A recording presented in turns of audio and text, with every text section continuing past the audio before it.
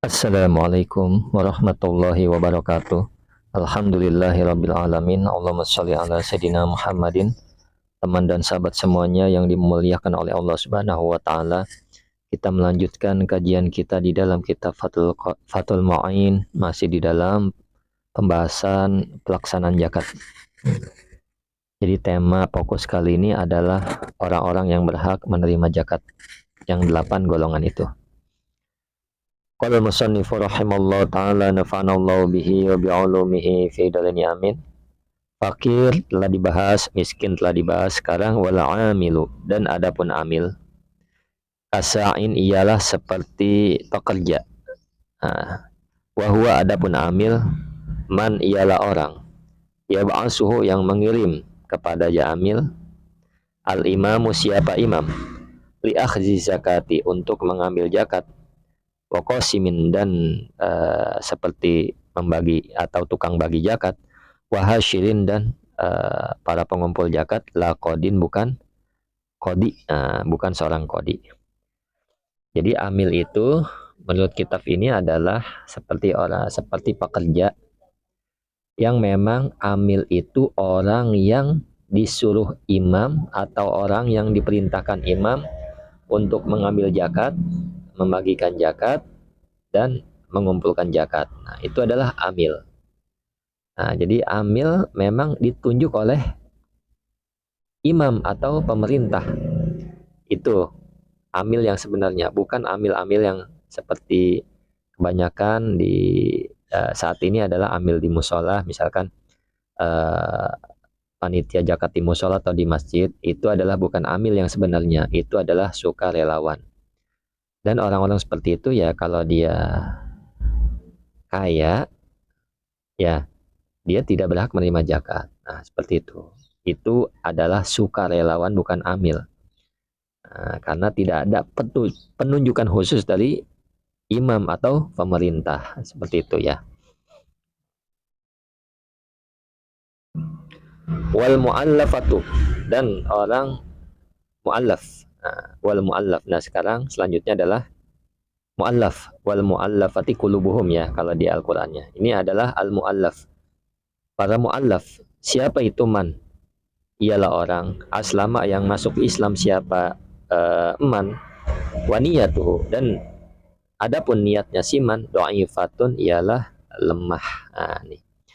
Jadi mu'allaf itu orang masuk Islam tapi niatnya masih lemah. Artinya orang ini baru masuk Islam, niatnya lemah, maka dia beri zakat. Seperti itu. Bukan kebanyakan kita ini mengatakan ketika orang udah masuk Islamnya udah 5 tahun, sekian tahun, bahkan 10 tahun masih disebut mu'allaf. Itu tidak. Jadi mu'allaf ini orang baru masuk Islam, hatinya masih lemah, niatnya lemah, maka itu diberikan zakat. Atau yang kedua, aulahu, atau ialah bagi siman syarafun adapun kemuliaan, ia tawaqqa'u yang terjadi. Nah, biniya bi'aitaihi dengan memberikan zakat siman islamu ghairi apa masuk Islam yang lainnya. Nah, jadi atau tujuannya, ketika kita memberikan si mu'allaf ini zakat, maka yang terjadi dengan sebab pemberian kita masuk Islam yang lainnya. Nah, ini dia. Nah, kemudian wariqabu dan budak. Nah, jadi fakir udah, miskin udah, amil udah, mu'allaf udah.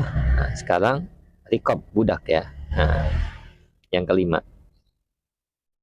Wariqabu dan riqab, budak ya. Nah, al-mukatabuna ialah budak mukatab kitabatan dengan akad kitabah sahihatan yang sah. Apa akad kitabah? Fayu'ta, maka diberi zakat al-mukatabu siapa budak mukatab, au sayyiduhu atau diberi zakat siapa tuannya mukatab, biidnihi dengan izinnya mukatab. Nah, diberikan apa? Dainahu, diberikan siapa mukatab dainahu akan hutangnya mukatab. Fa'in ajaza, jika tidak mampu siapa mukatab anil wafai dari membayar, wa in kana jika sekalipun ada siapa mukatab kasuban ialah yang banyak usahanya. Jadi budak itu kan macam-macam ya. Jadi budak ini bukan semua budak. Jadi saya ulang, budak mukatab. Jadi budak itu banyak jenisnya, banyak macamnya. Ada muba'at, mukatab, mudabbar, umul walad ya. Nah, budak golongan orang yang berhak menerima zakat adalah hanya budak mukatab.